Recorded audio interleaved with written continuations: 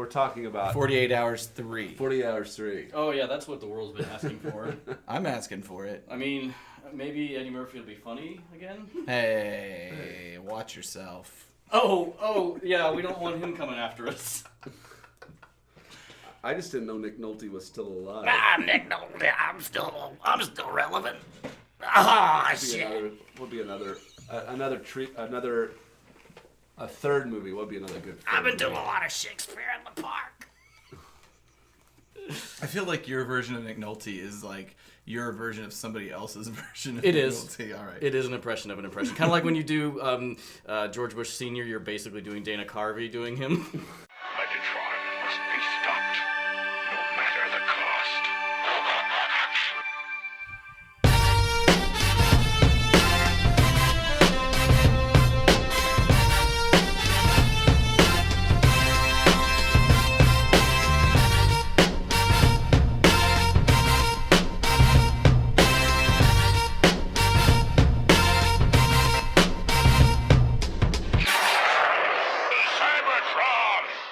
Hello, ladies and gentlemen, and welcome to the Autopod Decepticast. This is your weekly podcast that delivers a minute-by-minute breakdown of the 1986 Transformers movie. This is episode 17. We're covering minute 1601 to the 17-minute mark. And joining me are my putrid, stench-soaked chums. And by chum, I mean they are actual chunks of fish refuse used for attracting sharks. Caleb and Ryan, say hello. I am Ryan. I'm not saying hello today. Caleb's upset because we closed the blinds and now he can't see outside. If you've listened to our episode, I think it was 3 episodes ago, you know that he needs sunshine I like to Superman. look outside. I want to look outside. Without the sun, Caleb morphs into an infant. This is just an experiment to see if it makes our sound any. Yeah, I mean, it'll probably be indistinguishable, but I hope it doesn't work. You said episode 17. Look at my notes. I fucked it up again, where I was like, this is episode 17. This covers minute 15 to 6. Nope, 16 to 17. And then I wrote Jesus underneath it. Thank God it was you and not me. One quick note of thanks I'd like to give at the top of the show here. There's a Twitter follower at Close Countach. It's really more of a shout out, I suppose, than a thanks. At Close Countach. Is it pronounced Countach? Yeah, like the car. Yeah. I've never heard of this Countach Lamborghini car. Countach? The car that everyone wanted in the 80s. Yeah. That was a Yeah, DeLorean. Well, that and a Ferrari too. Yeah, those are the 3 cars I know. Okay, sorry. So he just sent us a link, turned me onto his music. Basically, Close Countach is a concept band consisting of, from what I can tell in the research I've done, Sunstreaker and Sideswipe sharing lead vocals, along with Blue Streak, Trax. Bumblebee is on drums. Blue Streak and Trax are on guitar of some sort. I don't know who's bass and who's rhythm or who's lead or whatever. But the style is kind of a post-grunge, new metal, alt-rock, and that I'm not necessarily a fan of the genre, but I love the work that is coming out of this. It's just some fun stuff, and I just want to do a quick shout-out. I got nothing else to say about it. Cool. A quick recap from our last episode. We dipped our toes into the Rumble is Red frenzy, Frumble? Frumble is red, Rinzy is blue. We dipped our toes into the Rumble is Red, Frumble is Blue controversy. I spent some time hating on Ratbat. I don't know if anybody hates Ratbat like I do. Why do you hate Ratbat? He does just nothing. redundant. He just flops around. He just flops around being there. Fall He's acid. good in the comics. And we discovered that Bluster? Whoa. We discovered that Bluster has tapes. You are having an episode.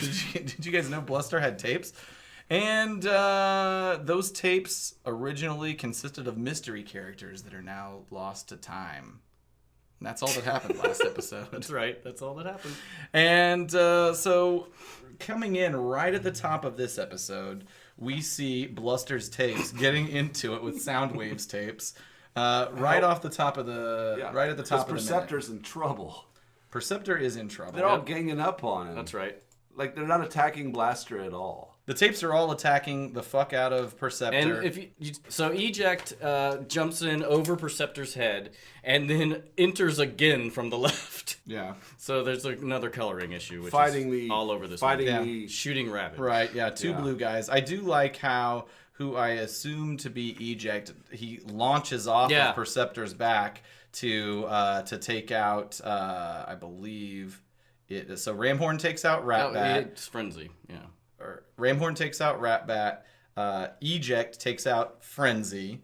Then you've got Ravage kind of coming over to the side of the screen and being fought back by Rewind, who should be black but is blue in this animation error ridden segment of the show. I like this scene because it's alluding to action that's happening off screen. The explosions. Well, and also like you see the Ravage like running and then kind of pausing halfway off and backing up and wide, and then he comes on and then he chases Ravage, and that's true. It is very cool in that it sets up like there is a world happening around. Yeah, and Perceptor's like looking off screen like whoa, even scratches his head like it's almost comedic. Like he's like, whoa. Perceptor is not a great fighter. It was a cool. For some reason this was a cool little sequence. What captured my imagination in this one is the explosions off screen. Like you still hear the explosions, you see the flashes coming in, so it's like I liked this a lot. Perceptor says, "Do you think we got through to Prime?" And Blaster says, "I hope so. We're all going to look like burnout toaster ovens." Mm-hmm. I first of all, I like that simile. I never really thought of that as anything creative, but I kind of like that simile that they have. But so they have that quick exchange, and Perceptor shakes it off. To your point, just a second ago, cool.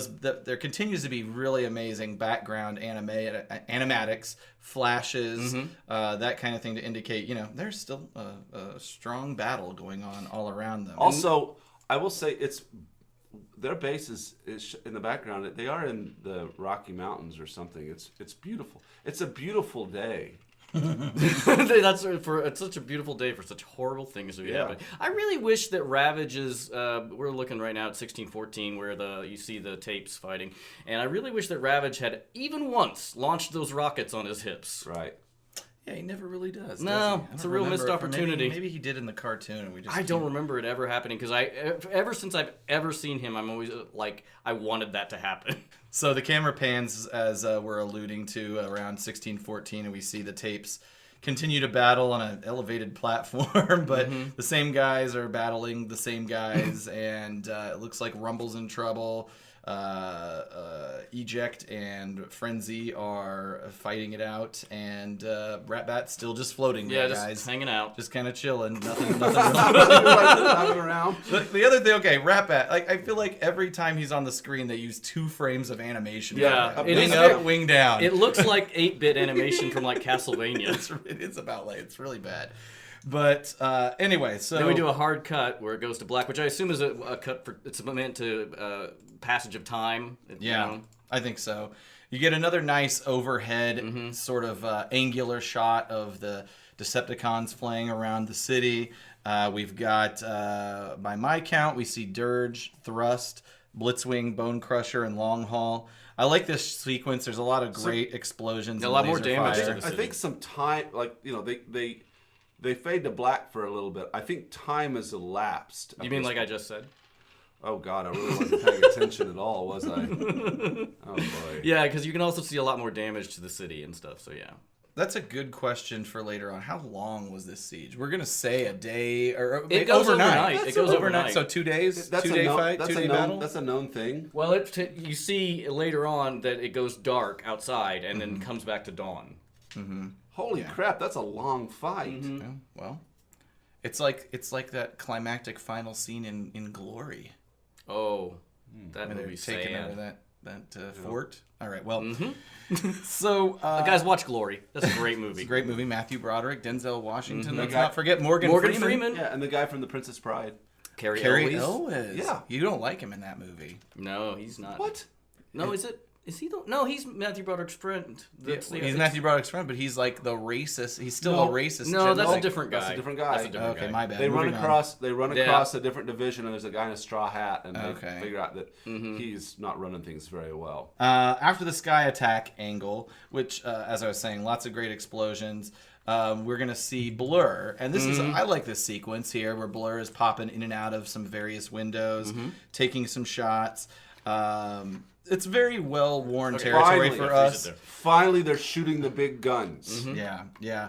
What were you saying? Well, with Blur, he's complaining about how there's Decepticons all over the place, and it's well-worn territory for us to say, are there really that many Decepticons overwhelming Show the me place? the cons. But that is what he's talking about. There's still great animation, great motion Now- effects. Now, is it morning here or the? I think it's getting I to think be it's evening. dawn. I think it, or yeah, Is or it This dusk? part, I dusk, think- dusk, dusk, if you will. yes. I think it's dusk. Okay, cool. And so, okay, that sequence where Blur's shooting, and then they cut to this. In my mind, forever. 1627. That's right. Thank you.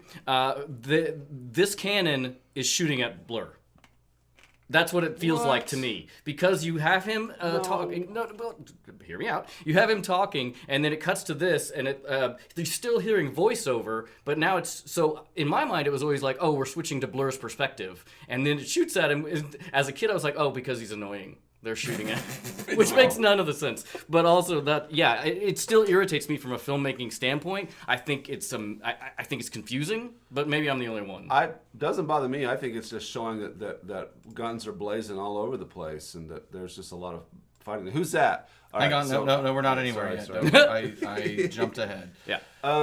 So I guess the thing I'd say about that is that the cut right after that gun fires is at a group of Decepticons running towards the city, and it's clear from the next angle that shows up That it's shooting at them. Yes, that it's shooting I at agree. them. I just think it's confusing. because I'm assuming it's that gun. Yes, it is. Right? It's So at 1621 at the overhead kind of sky screen shot we were talking about a minute ago. You could see the only animated piece you can tell by the texture that's not painted like the rest of the background is. That's the gun and it's firing on Decepticons flying around the city. Blur does his thing. He's shooting. underneath the gun. And then I get it. Yeah, because right there. There's Yeah. some of those, and actually go back a scene. Go back to where Very he's shooting. interesting. Go Yeah. back to where he's We're shooting. gonna have to clean this up and Look at the top for of the screen. clarification. We'll say in just a second. Yeah. Just when while he's shooting, look up above him.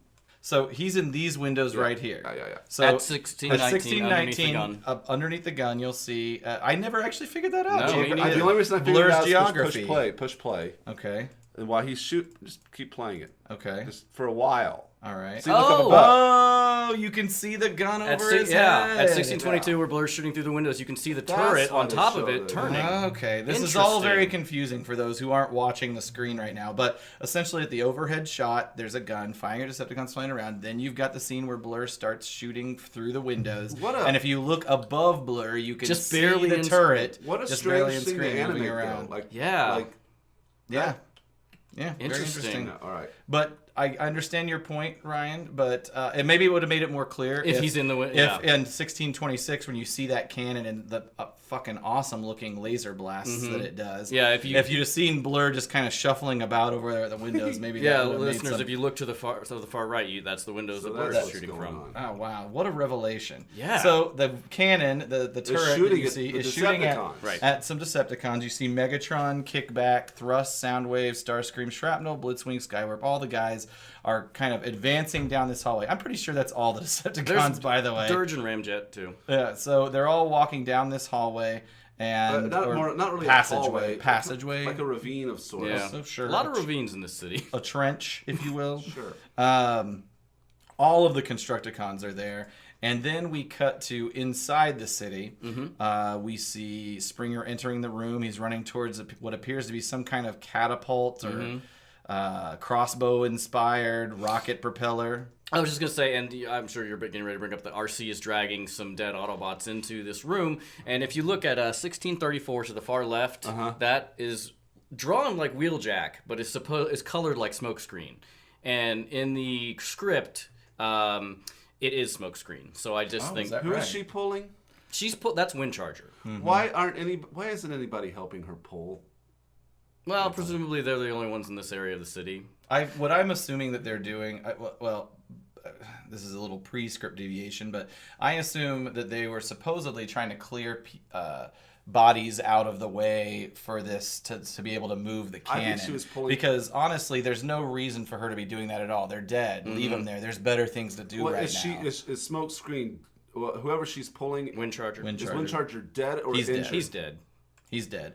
So we see Springer. He runs towards the cannon and he starts to the catapult. Catacannon. I got a lot. Actually, I mean, you don't have to necessarily go back, but it is interesting to see that this catapult presumably has been being used because you can see empty shells like scattered around it. Sure. Perhaps Wheeljack and Windcharger were using it. But now, okay, here's my thing.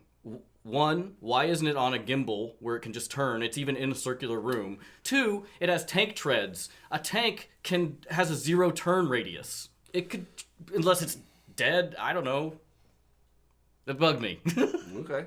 Floro Dery, why did you design this monstrosity? Just take the tank tread. It's a real there's no other way to move it. What? That's fair because I'm getting bothered by that they're having Arcee drag the dead bodies around because she's a female. She's compassionate. Yeah. I think that originally, though, it was functional. I think they were meant to drag those dead bodies out of the way of this cannon, and they just in the translation to the animation, it didn't work out. And yet, no, that's later actually. Gosh, no, never mind. Springer starts to push the cannon. Arcee continues to pull out.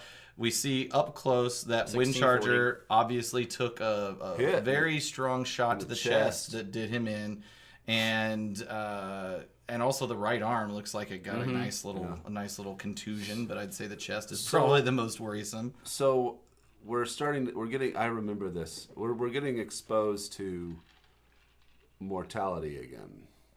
Yeah. Once again, yes, and in a way that is we did a poll. It wasn't a very scientific poll on our Twitter site about what the most gruesome death was, and the sample size of 7. That's right. Said that the prowl, the Autobot ship, was even more devastating than the Prime death. But we listed this one, and this one to me is pretty dark. Gross. Just because you don't see. You don't know how it happens. You just know that it's like, man, it happens every day. I remember it happens every day, and you don't see it. When they cut to when it cuts to her looking over at Wheeljack and Windcharger. Yeah, right there. Here. At 1645. This Wheeljack is fucked. Yeah, and I remember when I was watching this scene always really disturbed me. It's pretty messed up. Because I just not seen dead Autobots or dead Transformers lying around. Like now on the Autobot ship, it shows them dying, but then it just doesn't show like dead Transformers corpses laying around. Yeah. And actually, the weird thing is when I was little, I thought they had pushed that whatever that weapon catapult. is. I thought they pushed that catapult and discovered these guys underneath it. Oh no. Yeah, but that's not. But anyway, I remember this scene, this shot more than almost any other shot in the movie for some reason because it really screwed with me because I just wasn't used to seeing dead Transformers. Yeah, it's a real blink and you'll miss it situation. Yeah. It's pretty graphic. And they just deal with it, and maybe the thing that's so striking to me is they deal with it so nonchalantly. Like, yeah, that's the other thing. It's just like boop, that's and it. Gone. And that's the end of Wheeljack, the creator of the Dinobots, and presumably the Anabots. Yeah, yeah, it is a pretty unceremonious end for a major character. But that's the thing. That's the other thing that really messed with me. Was like after all of this, it's like he's dead now, and then that's it, and it's just like a very existential moment for me. It really fucked you up. That's why you're like the way you are today. Just their cold, dead eyes. That's right. Just laying there. Cold eyes. Like a shot, like a dollar's eyes. So apparently taking it in the chest is like a bad deal for a lot of the that's Wheeljack. That seems to be where his major damage is. I always thought that that's where the CPU would be just because there's the most shielding and the most dense area. Sure. I will disagree with you. Okay. And you've mentioned this twice now, but there is in the Transformers animated series post movie where they have no. You tell me there is some animated part of the animated series where they have Optimus Prime's head and they literally move a wire under on his neck and he like comes to life and is talking and stuff. I don't remember. Like all they do is have his head. But I do remember in the comics that's true too. They have his head in one of the things. Yeah. The ultimate proof is the fact that Unicron is still alive, and he's a I guess floating that's true. head. And I mean, sort of. He's sort of alive. and also when talking, sort he's of, cognizant. and whenever Wheeljack is building the Dinobots, he puts the brains in their head. Okay. So all right, there we go. I win. I don't know. I mean, this might be a real Rumble is Red controversy. Yeah. Where does the soul exist? Right, and in Of the this, Transformer? and that I'm getting into territory I certainly can't talk about at all. But they don't really talk like the spark is a The concept Allspark, yeah. that like the spark is their soul It's or actually- their life essence doesn't really come into play until Beast Wars. They never really. That's not a concept in the G1 universe. That's so- true, except it is in the script. Oh, is it really? Yeah, it's coming up. Okay. Yeah, there's a lot about it. And we can talk about this later, but this just brings to mind like there is some sort of strange afterlife. Yes, for Transformers. sure. Yeah. because Starscream's a ghost. Starscream's a ghost. God, spoiler alert. I mean, if you don't know. All right, carry on. So we're really. The other thing is the expression that Arcee gave seconds before you see the shot of Wheeljack and Windchargers. It's like a great job by the animators, the illustrators, of doing giving her a very forlorn expression. She puts her hand to her chest. Yeah, Remorse. she quickly snaps out of it. She goes to help Springer, and together they continue to struggle to move. I will say, from a physics standpoint, they're not pushing at the right spot. No, they should push lower. Yeah, more toward the front of the catapult, and then Hot Rod is just not helping at all when he comes in because he's pushing in an area that's like that's not helpful. He's pushing because they're trying to turn it, not move it. It'd be fun really. if he comes in and starts pushing on the other side. That's right. And They're trying. we are. Yeah, they're trying their So the best. gang all comes back together, Yeah. or we assume they've been together before, but this is the first time we see the new lineup of like major characters Working together in the room together. Everybody's safe. What was a struggle for Springer and Arcee becomes a little bit easier for these guys, and that's where the minute ends. Does Daniel help? Daniel comes in the next second. Spoiler alert. Well, no, let's find out. Is Daniel going to Well, help we're him at the end push? of the minute. Well, let's Or just is he gonna be a say lazy he little- does because Yeah. they're going to exhibit. He's going to exhibit that he cares. I was and getting ready to get mad at Daniel, but you told me not to do that. Or Ratbat comes in and just floats there.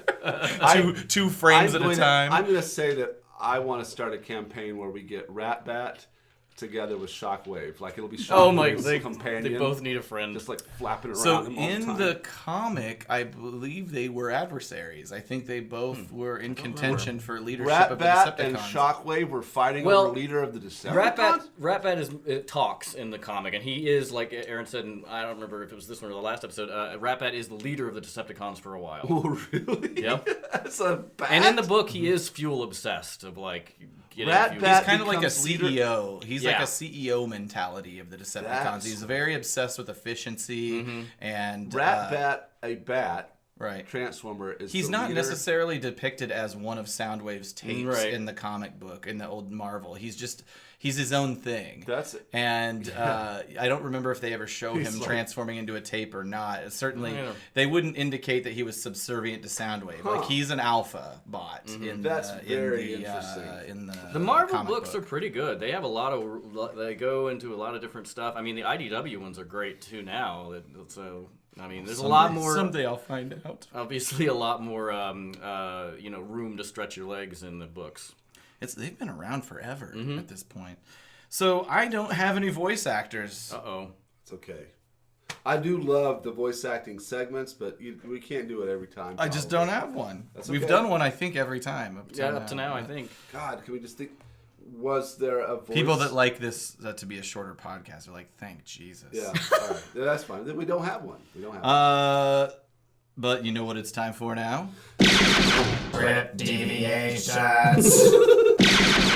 All right, let's get into it. So I know, Ryan, you have a lot. So you go for want me to it. go? And Alright. if I've got anything, I will jump Yeah. into it. So there, I actually do agree with a lot of these cuts because you can cut it for time, cut it for pacing. There is, let's see, there's a whole scene that we have now after Blaster and Perceptor. There's a cut, and we see Blitzwing, who is shooting in plane mode, shooting and firing, and then we see from his POV, and he's like, uh-oh, because Power Glide and Warpath are coming right at him. Awesome. And yeah, and so basically they take out Blitzwing, they shoot him, and he crashes into the fishing hole. Yes.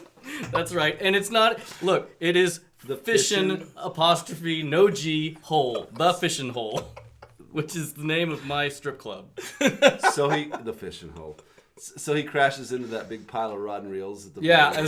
As Blitzwing lands with a hiss of steam, his flames crackling out as Powerglide and Warpath lay a final load of bombs on him in the water and blast off. What are those poor fish? That's true. What about the trout? Yeah. They can never fish there again. Nope. And then there is just some more with Megatron. There's another. We go to the wall. Actually, here, Thundercracker and Skywarp they're all like with Megatron trying to pry parts off the wall, and then into the breach, like we see Sunstreaker, Hound, and Bluestreak. Sunstreaker's a real problem. Hound and Bluestreak come out and start fighting them. And this Bluestreak steps out with a laser saber and cuts Thundercracker in half with a roar as Skywarp throws himself on Bluestreak, and Decepticons swarm in. Hound, using a blaster from low position, cuts off the Decepticons' legs, toppling them, still fighting as they... It's a bit complicated as to what happens there. I'm not... Wait a minute, so he blasts their legs off, and they're like... I don't think off. I think he just knocks them over because he shoots their legs. Still fighting, though. Mm-hmm. And then there's a scene... We're back on the munitions factory on Cybertron, where Optimus Prime is getting ready to launch, and this is actually something we see later. The Bumblebee is trying... which... he was on the other moon, so that's a continuity issue there. But Bumblebee is trying to get the Dinobots into the ship, and they don't want to go. They're just being dicks, which we'll see later again. Mm-hmm. And Grimlock's like, me, Grimlock, not take orders. And then Bumblebee's like, no offense, Grimlock. It's just that we need your strength to save Autobot City. But more than that, we need your strategic intelligence. And he's trying to like butter him up. That's right. And it works. Is he patronizing him? No, he's like flattering him because it says Grimlock, parenthesis, flattered, lets little Bumblebee lead him on board. Me Grimlock understand. Me Grimlock make clever plan. Oh boy. Which that was almost sounded like a Yoda voice I was doing there. Then there's Optimus, take charge of operations while we're gone. Says that to Bumblebee? It says that to Jazz and Cliffjumper. Okay. And then there's a whole scene where they fly by that same take charge of operations. If with the Dinobots pulled out of the plant, who's going to be? I mean, you just got Spike and Bumblebee, but they're on another moon. Well, not here, but yeah, that's true. Anyway. We're grinding to a real halt there. And then Optimus Prime, they're in the shuttle and fly past the same flight plan that the other shuttle. And do they see debris or any evidence of the past skirmish? No. Although Optimus Prime does say, let's see if I can do a voice.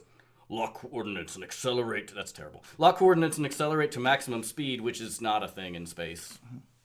If you're firing your rockets, you're continuously accelerating. There's no maximum speed. Anyway, stupid. As the space shuttle, as the shuttle moves up into view, we pan past a shadowy area next to a dead planetoid, and Astrotrain comes out from it, which I'm like, what? I guess that's true. We haven't seen Astrotrain to this point. Yeah, we know he's going to make an appearance, but we haven't. So this is where he comes in. Like this is why he shows up, and destruction to all Autobots. 7 S's. And then so he attacks... He's like Cobra Commander? Like, yeah, apparently. And so also in this, Bumblebee is on the shuttle. He mans the shuttle controls when they're being attacked. And so, yeah, Astrotrain shoots at the place.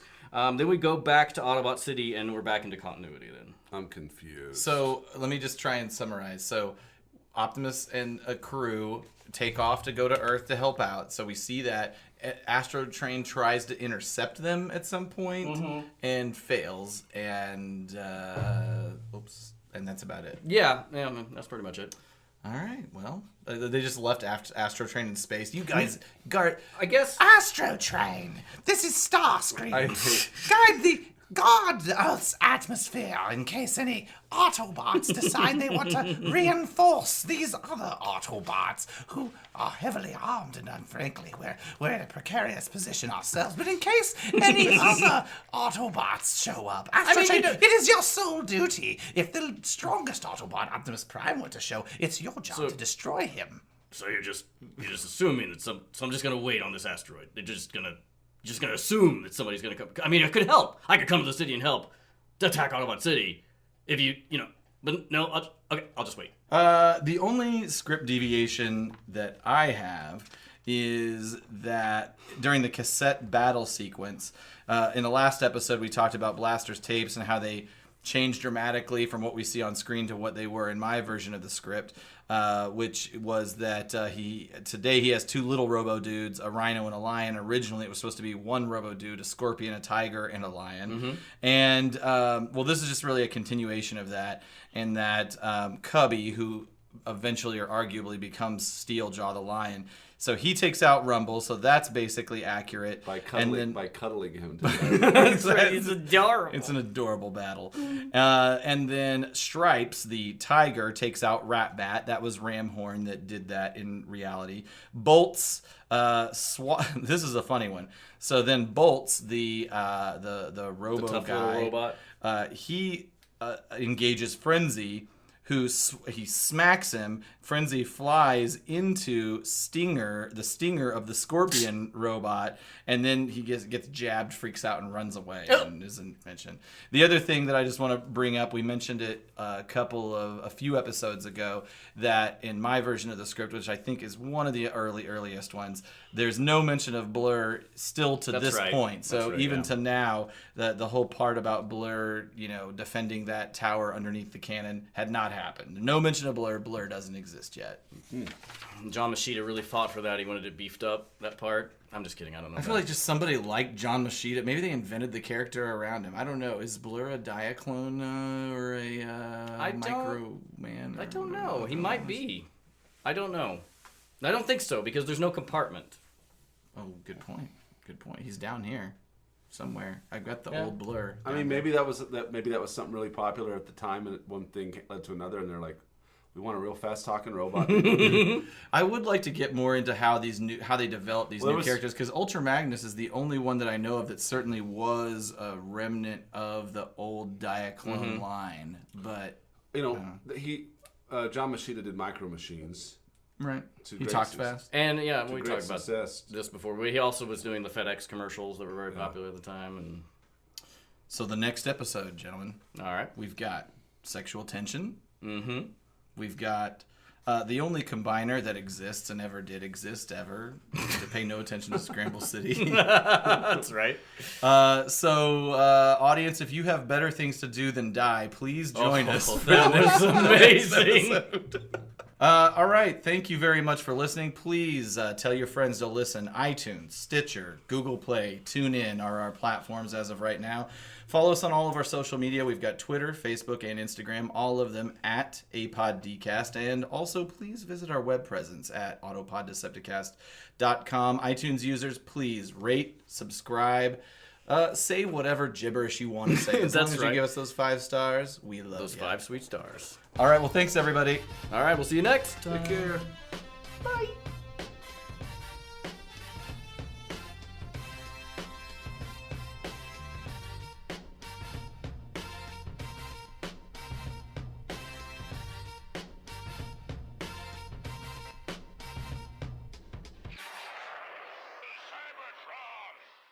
You guys want to watch this minute? Yeah. Are you ready to watch the minute? All right. Everybody take off your panties. I hate this. I won't include it. I don't believe you. Okay.